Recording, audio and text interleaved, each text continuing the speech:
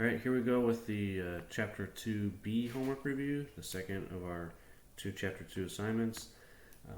And so the results on this one were a bit better. So the average was up to about 10.5 out of 12, about a point higher than last week, so that's good to see, suggesting that the second half of Chapter 2 and the more time that we had to sort of digest a lot of these topics certainly helped. So Chapter 2 is one of the more difficult chapters we'll see, especially in the first part of the course. So it's good to see that the scores were better this time around. And I'm going to go through about 8 or so questions that came up on this assignment, most of them identified from the results in Blackboard, one of them suggested by a student, and we'll talk about the different concepts related to them. So all the questions in this assignment were conceptual. I don't think there's a single problem on this whole homework that involved calculating a number, so it's a little bit different than we usually see in chemistry, and there's a few key concepts that we want to go over that sort of link all these questions together. So the first few questions that I'll go over are ones that deal with concepts related to the energies of subshells and orbitals in atoms. And admittedly, this is a topic that I went through it a little bit in class. I talked about shielding and penetration and things like that, but I did not cover it in a lot of deliberate detail, so it's understandable that these might have been missing some things here. So I'll try to cover it now in a little bit better detail than I did before, and hopefully that this discussion will help sort of center your thoughts in the right way. Alright, so the first one is, which of these comparisons is incorrect, with the hint that more stable means it has a more negative energy. So we're talking about the stability of orbitals, the stability of subshells, which are two identical concepts essentially. And what we have to remember is there's a key distinction between one electron systems, that would be hydrogen or any ion that only has one electron, and multi-electron systems, which is pretty much everything else. I mean, there's most of the time.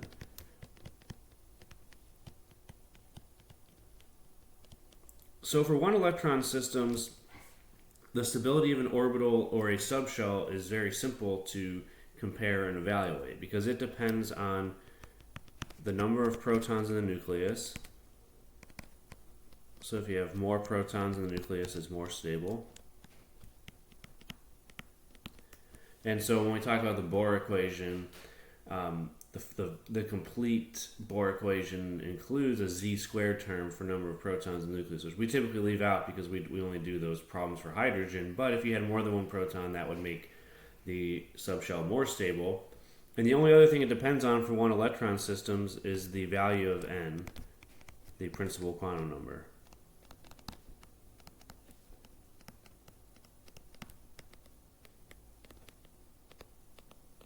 Alright, so that's it. Those are the only two things you need to worry about for one electron systems. How many protons in the nucleus, and what's the principal quantum number. Now for multi-electron systems, it's more complicated.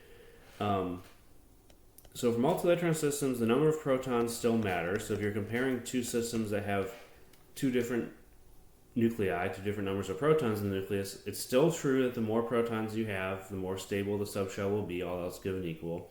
So number of protons still matters, but the other things you have to think about for multi-electron systems are electron-electron repulsions. So electron-electron repulsions destabilize subshells. So if you have those, or if you have more of those, you're going to destabilize the subshell, all else being equal. So electron-electron repulsions work in the opposite direction. They make the subshell less stable. And then you also have to think about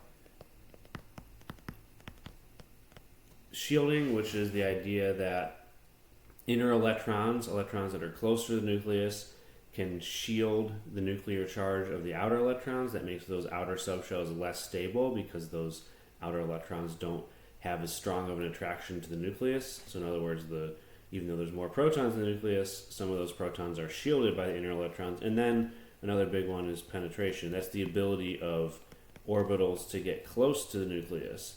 And so for penetration, how close they can get to the nucleus and in a probabilistic sense makes them more stable, which is why when you have multi-electron systems, the S, P, D, and F subshells always go in this order in terms of their stability. S being most stable, F being less stable for a given n value. And that's because primarily of penetration. So these are all the things you have to think about in these next few problems. So let's go through the different variations on them. So the first one, we're dealing with pretty simple, small atoms and ions. We want to know which of these is incorrect about the stability. So for A, the 1s in hydrogen is more stable than the 1s in helium plus. So here, if we look at the number of electrons, hydrogen is 1 electron, and helium plus is also 1 electron. So we're comparing two 1 electron systems, which means we just need to think about the number of protons and the value of n. So both of these are 1s orbitals. So for both of these, n equals 1.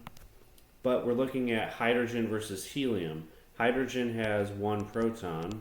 Helium plus has 2 protons. So again, the more protons in the nucleus is going to make the subshell more stable. So helium plus, the 1s orbital should be more stable than hydrogen. And here it says that it's the opposite. Here it says that the 1s orbital in hydrogen is more stable than helium. So this one is false or incorrect. Basically, the statement is reversed. If you have hydrogen versus helium plus 1s orbital will be more stable. Here we're comparing, in choice B, helium to helium plus, and again it's the same orbital in both cases, 2s this time. Even though the 2s orbital is not filled in the ground state of helium or helium plus, those would be 1s orbitals in the ground state. The 2s orbital still does exist. It would just be an excited state orbital. And we're comparing that orbital in helium versus helium plus. Now in this case, everything is the same except for the number of electrons. So it's the same n value, same L value, same number of protons. Helium is Z equals 2, but now we have helium, which has 2 electrons, and helium plus, which has 1 electron. And so basically what we're doing in helium is we're putting a second electron into the 2s orbital, which is going to increase electron-electron repulsion, or whatever those electrons are. Because you have 2 electrons in helium versus helium plus, you're going to have electron-electron repulsion in helium. You won't have that in helium plus, so that would make helium less stable. So this one, because of electron-electron repulsion, is true. Should have given myself some more space here. So anyway, that one is correct. Choice B is correct. So if we're looking for the incorrect ones, A is incorrect, B is correct. I'll put a check mark next to it. We're selecting the incorrect ones here. And again, choice B, it's all because of electron-electron repulsion. 2 electrons versus 1, you're going to have some repulsion, which is going to destabilize that. And then finally for C, the 2s subshell in lithium is more stable than the 2p subshell. And this is the one where here we're comparing a multi-electron atom, lithium, it has 3 electrons in this case, and we're comparing 2 different subshells. So for this, all we have to do is look at our ordering of subshells that we can get from the periodic table or from that diagonal arrow chart that some of you like to use. And if we look at the periodic table, I should pull that up now, it's a good time to bring it up. In the periodic table, remember that tells us the order of the subshells based on how everything is arranged. Where did my periodic table go? This is embarrassing, I can't find it. I should have a periodic table saved on this desktop. Here it is. Sorry. It's too early in the morning for this nonsense. Alright. So our periodic table tells us the order of subshells in multi-electron atoms. So it's 1s, and then 2s, and 2p, 3s, 3p, and so on. So that ordering of subshells for multi-electron atoms. So when we're comparing 2 different subshells, and they're both multi-electron atoms, that's what we want to think about primarily. So here it's 2s versus 2p. 2s is filled before 2p, which tells us that 2s is more stable than 2p. So remember that the ordering of those subshells on the periodic table is from most stable to least stable, lowest energy to highest energy. And so this one would be also correct, true. So the only incorrect statement here, which is what we would select, is choice A. Okay, so that's how we would run through that one. And then these next two are going to involve very similar concepts. So this one again is dealing with electron energies of electrons in orbitals and subshells. And it's going to be a lot of the same ideas that we just discussed, just stated in different ways. So here in the hydrogen atom is 1 electron. The energy of an orbital depends only on the value of the quantum number n. So again, here we're looking for incorrect statements, and this one would be true or correct. Because in a 1 electron system like hydrogen, it only depends on n. Remember, that's the Bohr equation. The energy is minus 2.18 times 10 to the minus 18 joules. Technically, there's a z-squared term that we always leave out because we're only dealing with hydrogen for one electron systems, though if it was a multi-proton ion, this would work. So for one electron systems, this equation tells you the energy level, and it only depends on n. So that's true. In many electrons atoms, the energy of the orbital depends on both n and l, and this one is also true. This is the key distinction between single and multi-electron atoms. So when you have more than one electron, n and l together designate the energy of the orbital, and that's why we have, again, 2s coming before 2p, 3s coming before 3p, and coming before 3d, and so on. So n and l together determine that for multi-electron atoms. So both of those are correct. Choice C, inner electrons shield outer electrons more effectively than do electrons in the same orbital. So this one is also true. When we talk about the shielding effect,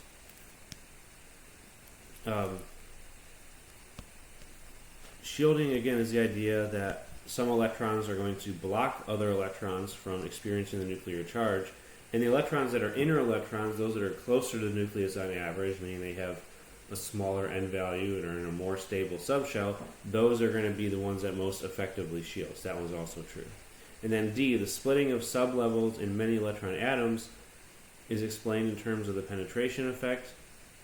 And this one is also true. So penetration effect is the key reason why we have that ordering of subshells in multi-electron atoms, where S comes before P, which comes before D, which comes before F, given the same value of N, however many of those you have.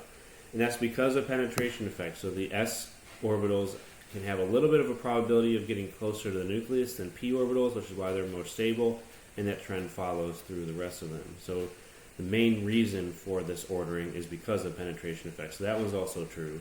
So if ideally that means choice E is false, if the rest of them are all true, we're looking for the incorrect statement here. And here it says the energy of a given subshell increases as the nuclear charge Z increases. So this one's false because if Z increases, the energy decreases. It gets more stable. Again, these energies are all negative numbers, and so from this equation here, we can see that the energy is a negative value directly dependent on Z squared. So as Z gets larger, this is only for one electron systems, but the concept holds for any atom. If you increase the number of protons in the nucleus, the energy gets more negative, meaning that the energy is more stable, or it decreases, however you want to think about that. So this one would be the incorrect statement, and this would be the one that we would pick then. Alright, so a lot of the same concepts, just explained in different ways. And then finally, this one, again, deals with something we just talked about. So these small but important energy differences between 3s, 3p, and 3d orbitals in atoms with more than one electron are due mainly to, okay, so in one electron systems, these would all be the same because the energy only depends on n. But in multi-electron systems, again, we have that ordering that we'll always see. NS is more stable than NP, which is more stable than ND, which is more stable than NF. Again, you don't always have D and F in every subshell, but however many of these you have, so when n equals 3, you're going to have S, P, and D, and that's the order they come in. S is more stable than P, which is more stable than D. And again, we said that the main reason for this is what's called the penetration effect. So that's what we want to select here. The rest of these, there may be some truth to it. So A, the number of electrons they hold. Each orbital can only hold 2 electrons. That one's going to be false. Even if you're thinking about the number of electrons that each subshell can hold, they are different for these 3 subshells, but nonetheless, it doesn't matter for the energy. The principal quantum number is the same for all of these. It's all n equals 3. So that one's not different, so we can't even use that as our choice. Heisenberg uncertainty has nothing to do with this, and then Hund's rule, which again has nothing to do with the relative energies of different subshells or different orbitals. It only deals with how you fill a single subshell. So the only one that works here is choice D, which is penetration effect. So those were some of the questions we struggle with the most, dealing with concepts related to why different orbitals and different subshells have different energies from each other. The next thing is going to be another conceptual question of dealing with quantum theory that leads us into electron configurations.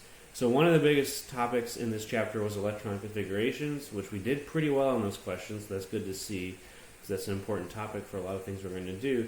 We have 2 questions here dealing with that. One of them is sort of, a conceptual, theoretical question, and the next one a little more practical. So this one is dealing with some different statements about quantum theory.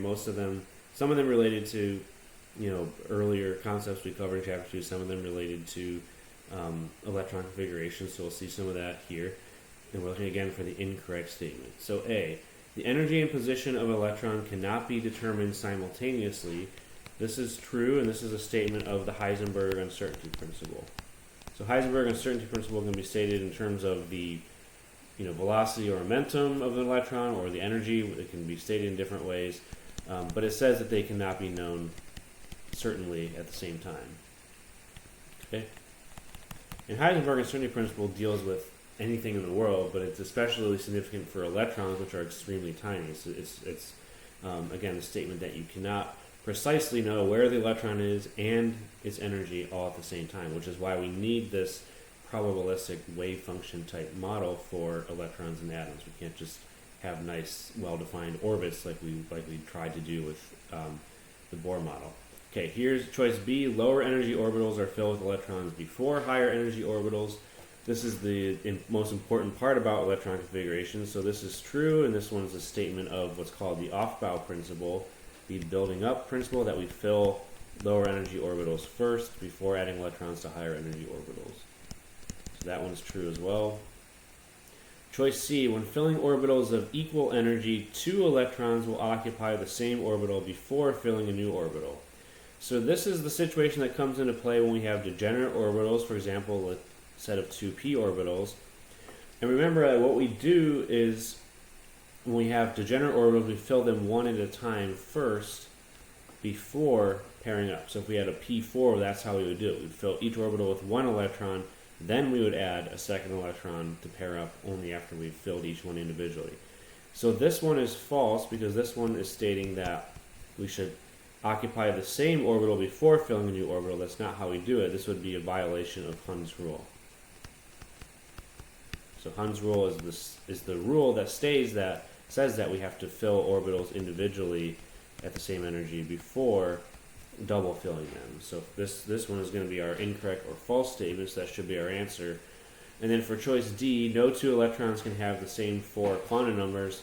This one is also true. This is a statement of the Pauli exclusion principle,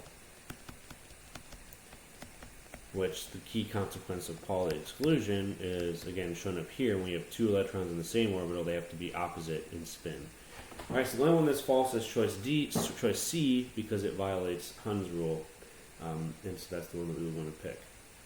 All right, the next one here is the only one that we had trouble with that dealt with electron configurations, and it was mostly just because we have to just read the whole answer choice correctly. Okay, so here it's give the ground state electron configuration symbol and group number for each partial valence orbital diagram. Alright, so the valence electrons here are 2s2 and then 2p3. So that's our valence electrons. So let's go to the periodic table. First let's figure out what the core electrons would be for that, those aren't given here. So 2s2, 2p3, the core electrons would be designated as just helium. There's only 2 electrons that come before that, which would be for the helium configuration. So the full configuration for this atom would be He 2s2, 2p3. Because again, if 2s2 and 2p3 are your valence orbitals, then your core orbitals have to be just 1s, which is helium. So that eliminates choice D here, because that's the wrong noble gas shown for the core electrons. The rest of these, and then also choice B, because again, neon will be the wrong noble gas. If you have neon as your core electrons, if it was neon, then your valence would have to be 3s and 3p. If it was argon, then your valence would have to be 4s, 3d, and 3p. So those two we can eliminate just because they have the wrong core noble gas configuration, neon and argon. But then choices A and C have the same configuration given, so that part we can't distinguish them. And then let's identify the element. So is it boron or is it nitrogen? So if we go to the periodic table, again looking at the valence orbitals in particular, 2s2, 2p3, 2s1, 2, 2p1, 2, 3 takes us here to nitrogen. So nitrogen would be the element that has those valence electrons, 2s2, 2p3. So the element is going to be nitrogen. And then the last part of this that we have to make sure is correct before we can select that one is the group number for nitrogen. So here we give and there might have been some confusion about the notation here, but here we gave really two group numbers, 7A, 17. What does that mean? So again, this is something I didn't cover in great detail in class. So the periodic table that you guys will have on the exams has sort of the old school group numbering, where you use the A group numbers for the main groups and B for the transition metals. And that one has some value because for the main group elements, when you're using this numbering system, then your group number tells you directly the number of valence electrons. So if we look at nitrogen, nitrogen is here in group 5A. It's a Roman numeral in our case, but you can still write it in, Arabic numerals if you want. So 5A is the nitrogen group number. Now the other way of numbering groups is by just counting the columns straight across. So this would be, the newer numbering system, which is easier but doesn't tell you as much about the electron configuration, is just 1, 2, 3, 4, 5, 6, 7, 8, 9, 10, 11, 12, 13, 14, 15. So for nitrogen, there's two ways of designating the group number. It's either 5A or 15. If you look back at that answer choice, though, the group numbers given for nitrogen in this answer choice are 7A and 17. So those are incorrect. So that's going to be the answer that we want to pick. We don't want to pick that answer because those numbers are incorrect. So that's wrong as well because of the wrong group numbers given. So those are incorrect. So the choice is E, none of these. So most of us pick choice C because you are correct. It's the right configuration, it's the right element, but the group number that was given was wrong. This should be either 5A or 15 for nitrogen using either of those two numbering systems. Alright, so that was the only electron configuration problem. The last three we'll deal with are periodic trends, atomic radius, and ionization energy. So here, this one was straightforward, so I'm not sure why we had some troubles with it, although I don't think many of you got this problem, so it wasn't maybe a huge deal. But anyway, choose the element with the smallest atomic radius. So Li, Na, K, Rb, Cs, that's lithium, sodium, potassium, rubidium, cesium. So if we go to the periodic table and find those elements are all arranged in the same column. Lithium, sodium, potassium, rubidium, cesium. So as you're going down a column of the periodic table, all the atoms have the same number of valence electrons, but they would go into higher and higher energy subshells. So remember that the N value, the principal quantum number, increases as you go down. So lithium has its valence electron in 2s, and then sodium is 3s, 4s, 5s, 6s. So as your N value increases, as you go from 2s down to 6s, the electrons on average get farther away from the nucleus, and that makes the atoms larger. So long story short, the atomic radius increases as you go down a column from top to bottom. So if we're looking for the smallest one, we want the one that's at the top of the column, which in this case is lithium. So if all the elements are arranged in the same column of the periodic table, then the atomic radius is very straightforward to determine. You just pick the one that's smallest is going to be at the top, largest at the bottom. So that one was fairly straightforward. I think we just had some people reverse the trend in our head, which is understandable because there's a few of these different trends. The next two questions deal with ionization energies, and again, there were a lot of problems on this assignment with ionization energy, and most of them we did well on. The only one we didn't do well on were those that deal with second ionization energy. So if you're dealing with just, ionization energy, or if it's specified, let me write this in a different way. So if you're dealing with the first ionization energy, or if it's just stated as ionization energy without specifying which one it is, which means it is the first ionization energy, in that case, if you're comparing those, you want to just use the periodic trends that we learned. So that it's going to typically increase as you go from the bottom to the top.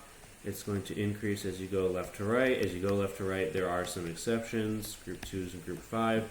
That's what you're going to use for first ionization energies. But for second ionization energies, the first thing you want to think about, if it's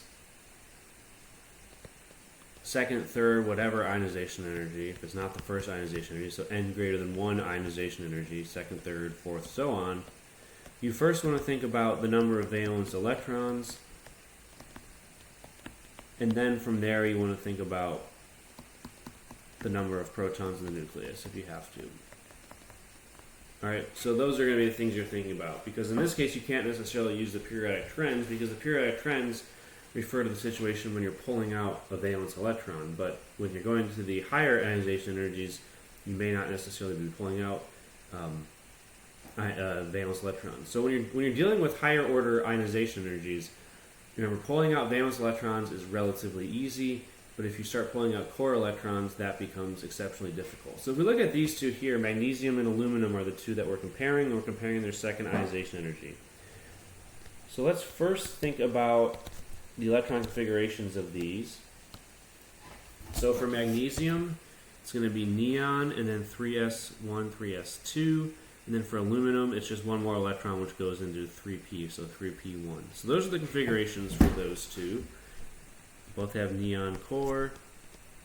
And then magnesium, as we said, is 3s2. Aluminum is 3s2, 3p1. So we're talking about the second ionization energy here. So magnesium has 2 valence electrons and aluminum has 3 valence electrons. So in both cases, the second ionization energy is going to involve removing a valence electron. For magnesium, we're removing the second valence electron. For aluminum, we're removing the second of 3 valence electrons. But in both cases, we're going to be removing valence electrons, and they're going to be coming out of the 3s orbital, because we remove them in the opposite order we put them in. So for magnesium, the first ionization will remove one of the 3s electrons. The second one, which we're talking about here, will remove the second 3s electron. For aluminum, the first ionization energy will remove the 3p electron. The second one will remove one of the two 3s electrons. So in both cases, we're removing a 3s electron, so that's the same. So the only difference between these two then is going to be the number of protons. Magnesium has 12 protons, Z equals 12. Aluminum has 13, Z equals 13. That's their numbers from the periodic table. So because aluminum has more protons, removing a 3s electron, so again, in both cases, we're going to remove a 3s electron when we're doing second ionization. And so in both of these cases, we're removing the same electron from the same subshell, but this one has more protons, so this one should be more difficult or higher. So we want to pick one that says that the aluminum second ionization energy is higher. So if we look at the answer choices here, choice C says aluminum is lower, so we can eliminate that. We don't have to worry about all the rest of the explanation given. Choice D says aluminum is lower. Choice E says they're equal, which would not be the case. So choices A and B both state that aluminum is higher. We just need to pick the one that's the correct answer. So that of aluminum is higher than that of magnesium because magnesium wants to lose the second electron, so it is easier to take the second electron away. I mean, atoms don't really want to lose electrons. I mean, it's true that it's easier in some cases than others, but assigning wants and desires to atoms is typically not the way to go scientifically. Even though we talk about things in those terms sometimes. But nonetheless, it's not because magnesium wants to lose a second electron. They both want to hold on to their electrons. There's strong attractions between the electrons and the protons, so they don't want to lose them. So that one's going to be false as well, just because the reason that's given is kind of bizarre. So let's see if this one is correct, because it should be. That of aluminum is higher than magnesium because the electrons are taken from the same energy level. Both are taken from 3s. But the aluminum atom has one more proton. So that's exactly what we said when we were sort of rationalizing this. So in both cases, you're removing a 3s electron. Aluminum has more protons, so it's going to hold on to the 3s electron more strongly, and that's going to make the ionization energy higher for aluminum versus magnesium when comparing the second ionization energies in particular. All right, so the first ionization energy of magnesium is higher than aluminum, but in that case, we're removing electrons from two different subshells.